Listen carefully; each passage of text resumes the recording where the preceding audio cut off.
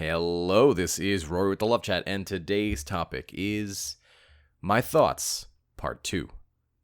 To be honest with you guys, I like that I can just turn the microphone on and have some thoughts. Just stream of consciousness. Here's what I've been thinking about lately. Here's what some of the coaching clients that I have sort of evoked out of me, and I like being able to do that, and you guys responded well to the last one, so this is going to be another one of those episodes where I just kind of stream of consciousness my thoughts. I guess in terms of advertising, I'll just say that if you want my help on your situation, just visit my website, thelovechat.net/coaching. But other than that, let's talk a little bit about why it's so important to grow after a breakup and the sort of mob mentality that happens during a breakup. Okay, so starting with the latter, think about how you feel at this moment if you're going through a breakup. Oh, and for those people who are expecting some dating, we're going to be talking about dating too, so keep listening. But think about how you feel directly after a breakup. You feel like it's not going to work out for you. You feel like no contact might not be the best way to go. You feel like it doesn't really matter what you do because they're never going to come back. You feel like they're thinking about you in different ways, and that would explain some of their actions because they never usually log on for that long, or they never post that sort of stuff on Facebook, so that might mean that they're trying to get me to reach out to them. Think about what you're doing, and then think about the comments that I have on YouTube. Think about the messages that you might see on my Discord. At some point, you want to wake up and look at all this and say, hold on, wait a minute. We are all saying the same thing. Now, nobody's finding that weird? That seems completely normal to everybody? The fact that you all feel exactly the same about your breakups, you all have the same questions, and oh god, don't even get me started on the live chats. And I'm not criticizing, but I want people to look at this and say, gee, yeah, this is pretty scripted, isn't it? This is pretty, like, whenever you go through a breakup, all these feelings are so normal that hundreds of YouTubers are making videos about them.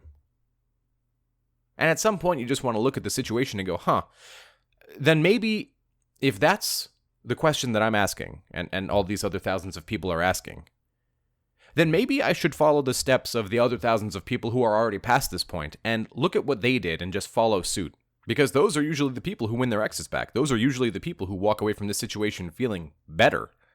So, I don't know, it boggles my mind when I do these videos and then the coachings, and I hear from people who listen to the videos, who understand the theory and the materials, and who don't apply it. Like, that drives me nuts. If you're listening to my videos and you haven't actually done any difficult personal work, you're just lying in bed, clicking video after video after video, then you're not actually growing. You're just listening to videos.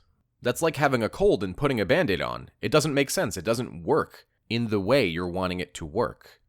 In order to get better, in order to increase the likelihood that you win your ex back or you win that one person you're really interested in, you need to do the work.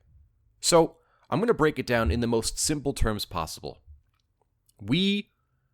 After a breakup, or after rejection, right? This works for dating too, rejection. You back away. Why?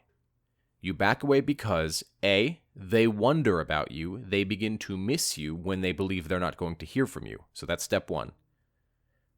Step two, or I guess part two, is you know that contacting them, talking to them, is only going to make your anxiety go up. Right? You're already anxious. You already have a horse in this race. You already want things to work out. And so, since that's the case, you begin adopting certain behaviors of, I need to prove myself to them. I need to please them. I need to do something for them. But we know from a behavioral standpoint that that does the exact opposite. It makes them go, oh, so you're just really available now. That's kind of pathetic. Gross. So you back away. You work on you. So part one and part two are now combined together. They miss you, and now they're wondering about you, and they're wondering why you haven't contacted them. And now you're going out a series of behaviors that help your anxiety relax, because you realize, wait a minute, this is just a person. There are 7.5 billion people on Earth. And this one person completely wiped out my identity and who I am and the fact that I love myself and took my happiness away from me. No. You create that suffering. It stems from you. Now, I'm not saying you should not grieve, and I've never said that. What I am saying is that you need to realize that you compound the problem by doing certain sets of behaviors like checking social media, or finding every single breakup coach YouTube that you can find and listening to all the videos and trying everything, or going to Reddit and asking questions from people who don't really have a good answer for you.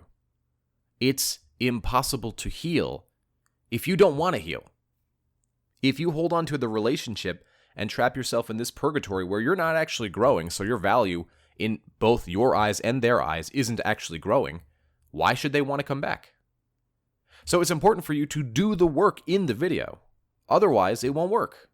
You'll know the theory, but you won't be good at the practical skills. Now, once you know the theory and you're good at the practical skills, stop listening to these videos because you know what to do. And these videos are only going to help you stay in that state of breakup, right? Because it's a behavior. And remember, our job here is to cut out some of the less desirable behaviors. So if you're used to going to your bed at 10 p.m. and listening to love chat videos or dating guide videos until you fall asleep, well, that's fine for when you're really, really heartbroken and really, really bad. But now you're feeling okay, you're implementing some of the behaviors, and you're still listening to the videos. Well, you're still doing the behaviors that remind you of the place you were mentally at. And think about what I'm really saying here. I lose money when you don't watch my videos. Why would I tell you not to watch my videos? Because it's good for you. And you need to be an advocate for yourself. As Jordan Peterson says, you need to treat yourself as somebody in which you are responsible for helping. In terms of dating, and a lot of people are going to groan at this part, be yourself. Don't accept situations that don't work for you. It starts with that. The truth of dating is that when you like somebody and you set up interests so they know that you like them and they feel much more free, much more safe to express how they feel to you, then you let them come to you. You set up a date once a week. You enjoy yourselves. You smile. You get closer. You talk. Don't overgive. Don't be too nice. Don't be too available because you're supposed to be having things to do. And this is, I suppose, the core of my entire methodology of this shit is have a life. Have stuff to do. Have a place to go. Have other people to talk to. Have other friends. And if you can do that, and sometimes tell this person that you're into, hey, sorry, can't hang out tonight. I'm actually going to the gym with a friend. Hey, can't hang out tonight. I'm actually going to go do this or that. And then they go, damn, I really would have been nice to see you. That means they want you more because you're not always available. You are a commodity. You are valuable. And you win when that happens. So we're giving you guaranteed wins here. I don't know why some people don't want to take it. So I guess what I'm saying here is that you have no idea who you could be if you worked to your potential, if you worked to your capacity. Yes, it feels bad. Yes, it hurts. Yes, I'm sorry you don't have all the answers. I don't either.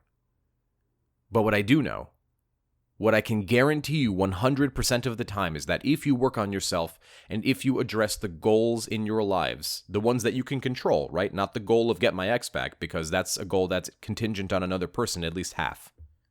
I'm talking about the goals that you want that have nothing to do with love. I guarantee you'll live a better life. And because you're living a better life, I guarantee that your chance of winning your ex back or winning the person that you want in the first place rises. It's as simple as that. So be careful of looking for new channels, new sites, new answers to the truth you already know. How do you get someone else to love you? Love yourself first.